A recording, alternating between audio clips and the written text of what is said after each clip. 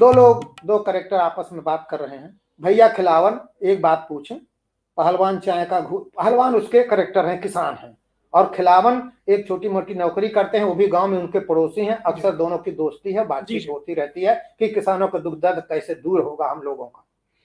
तो कहते हैं खिलावन भैया एक बात पूछें।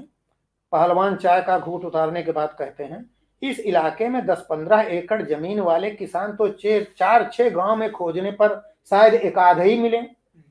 100 में 25-30 घर एकदम भूमिहीन हैं और 40-50 घरों के पास आधे से 1 एकड़ तक की जमीन है। हमारे जैसे 4-5 एकड़ की जोत वाले किसानों की गिनती ही यहाँ बड़े किसानों में होती है। तो जब हम पैदा करने होने के दिन से मरने के दिन तक परेशान रहते हैं, तो बाकी लोगों का गुजर बसर कैसे होता है? हमारी इस विपत्ति का कारण क्या है?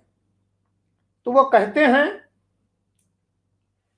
कि हमारी इस विपत्ति का कारण कोई एक नहीं है कि झट से बता दें। तो पूछते हैं इसके लिए जिम्मेदार कौन है? बाकी जो लोग जिम्मेदार हैं उनकी चर्चा तो बाद में, सबसे ज्यादा तो हम खुद जिम्मेदार हैं।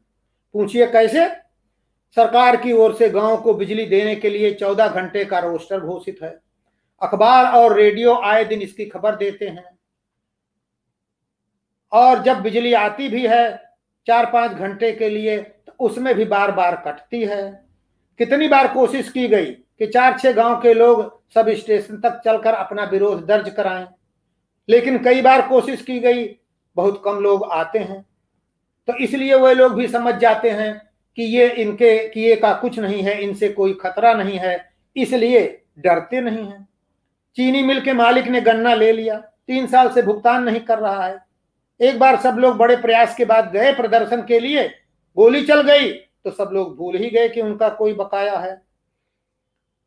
बाजार का दुकानदार मिलावटी यूरिया और डाई बेचता है, सबको पता है, लेकिन उसके खिलाफ रिपोर्ट लिखाने कोई अधिकारी के दफ्तर तक नहीं जाना चाहता है।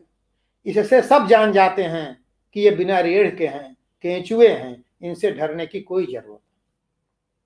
बात तो आप ठीक कहते हैं, लेकिन आदमी खेती किसानी देखे कि लड़ाई करने जाए, अब किससे किससे लड़े? नहीं लड़ेगा तो मरेगा, मर तो रहा ही है और जल्दी मरेगा। देश दुनिया के नक्शे से गायब हो जाएगा। जैसे सरकार की कोई रोक नहीं सकता, बहुत सारे मुद्दे हैं जिनसे लड़ना जरूरी है। जैसे सरकार की नीतियां, गेहूं पैदा करने में लागत 12 रुपए किलो आती है, लेकिन गेहूं बिकता है 7 रुपए किलो। ये 12-13 साल पहले की बात है। अब तो गेहूं पैदा करने में 25 रुपया आता है और मिलता है 15 रुपया। पिछले 35 साल में जमीन 100 गुनी महंगी हो गई, सोना 75 गुना महंगा हो गया, डीजल 50 गुना महंगा हो गया, जबकि गेहूं सिर्फ 7 गुना महंगा हुआ। सारी मंदी किसानों के लिए ही है।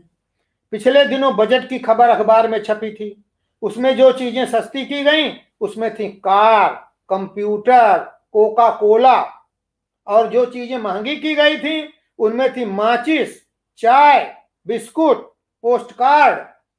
बड़े पूंजीपतियों के कारखाने में बनने वाली और अमीर लोगों के उपयोग में आने वाली चीजें सस्ती हो गई, और कुटीर उद्योग में बनने वाली या गरीब के काम में आने वाली चीजें महंगी हो गई। जिस सरकार की नीयत ऐसी गरीब विरोधी, ऐसी किसान विरोधी हो, उसके खिलाफ गरीब नहीं खड़ा होगा, किसान नहीं खड़ा होगा, तो कौन खड़ा होगा?